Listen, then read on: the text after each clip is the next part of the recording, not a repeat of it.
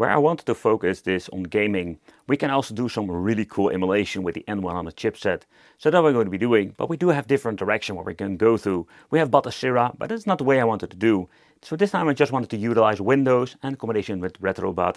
And this is going to be a lot of fun because it's going to be another cool plug and play solution. Let me explain how and what. You can spend a lot of time making an image, but we have different solutions. PIAPRIT is one of those solutions you can get, and this is a very tiny image with 128 GB. Beautiful, let's say metal, let's say plug and play solution. And yep, you can just plug it in. But how does it actually work with the Chuwi tablet? At the right side we're finding an audio jack out, and yep, we do have one, and a normal USB port 3.0, where we're going to be utilizing the game stick itself. So what we're going to be doing is plugging this thing straight into the tablet. And everything is going to be loaded from the USB stick itself. There is a manual with the, let's say, dongle that explains that you need to install a couple of files. We're not going to be doing that in depth because I don't want to actually review this. It's just like a showcasing how are there many different ways you can play. So we have different files you need to run before we're going to be opening up RetroBat. But RetroBat is going to be a very cool way to play and going to be super convenient. Clicking on the file after I installed all of the needed files, it will automatically boot up. I'm going to be using, of course, the controller through the other, let's say, adapter. And from here, you can see my camera is just flipping a little bit because it's like a little bit focusing problem due to the reflection of the screen. But then we'll boot up into the RetroBat, the special image. Loading times take a lot of time, and I think it has to do with just the power of the tablet and the device itself. Combining this with the Xbox 360 controller is for me the obvious choice.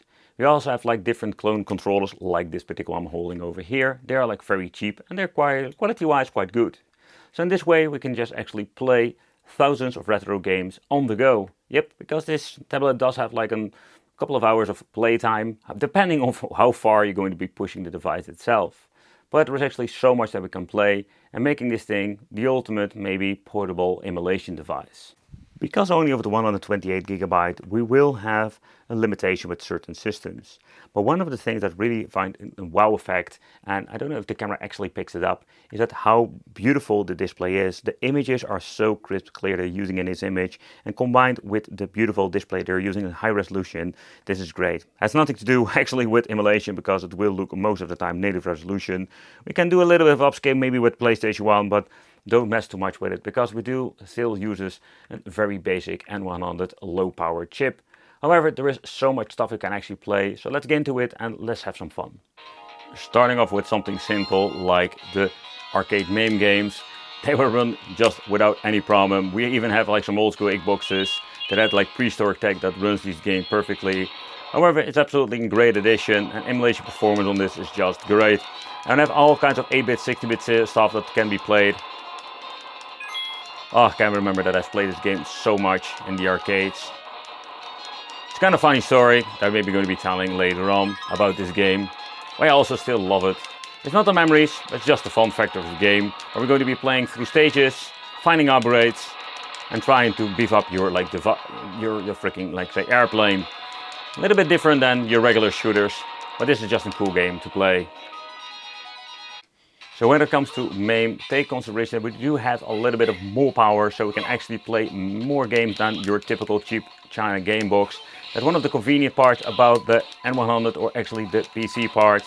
However, the most stuff that you can now see over here runs on most devices. So you don't need a very expensive tablet or expensive Windows tablet or whatsoever for that.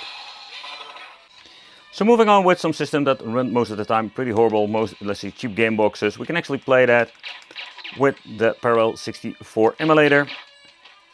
The N100 handles this perfectly without any problems. It's kind of funny that everything is configured correctly.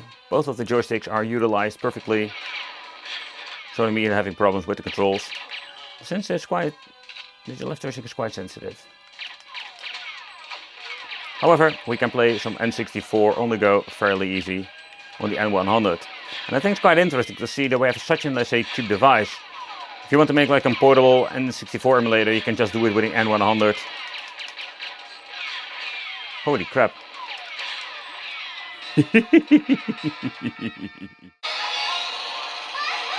So moving on to the all famous Thomas Wave and the Dolphin Blue game.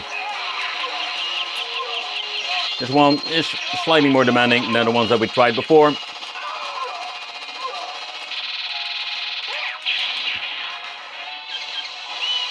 But works like a charm.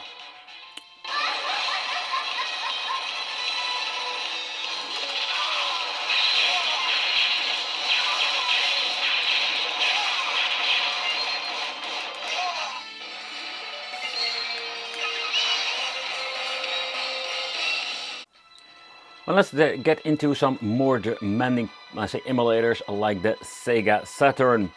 And this is one of those more appealing things of the N100 Intel chipset, that we do have some great performance going on with Sega Saturn now.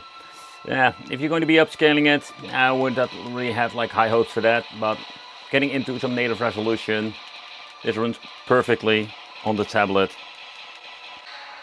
So one of the emulators I really wanted to check out is the PlayStation 2. So I think we're going to be pushing this device absolutely to the limit with the PlayStation 2 emulation, and also depending what kind of game we're going to be playing, resulting in what kind of overall good or bad performance. So I just wanted to check out one simple game to see how the overall performance is. I don't hear any stuttering going on over here, so that's absolutely awesome.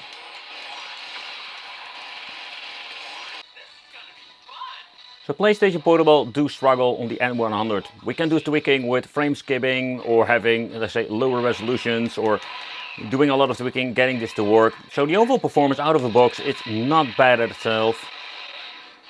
But you can just hear and see a lot of stuttering going on. So that's a little bit of a downside, but it is kind of cool to have this running on a tablet like that.